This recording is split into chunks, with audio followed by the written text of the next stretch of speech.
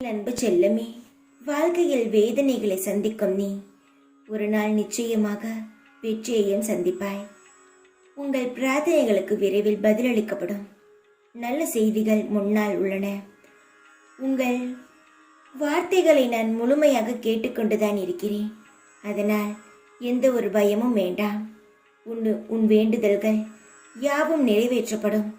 பொறுமை, நம்பிக்கை மட்டும் உன் உள்ளத்தில் இருக்க வேண்டும். நீங்கள் எதையாவது திரும்ப திரும்ப கேட்டும் அது உங்களுக்கு வழங்கப்படவில்லை. அது வழியை தருகிறது என்பதை நான் அறிவேன். ஆனால் என் குழந்தை, ஒரு விஷயத்தை நினைவில் வைக்கவும்.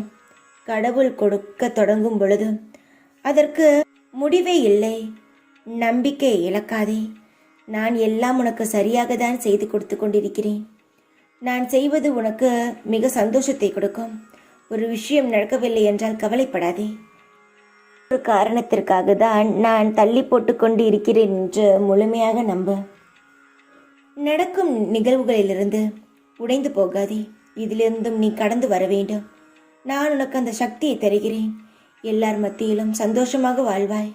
கிடைத்ததை வைத்து சந்தோஷமாக வாழ. எது கிடைக்கிறதோ அது உனக்கு நிரந்தரமாக இருக்கும். கிடைக்காததை மனதில் வைத்து குழப்பிக் கொண்டிருக்காதே. கிடைத்ததை வைத்து சந்தோஷமாக இரு, தைரியமாக இரு.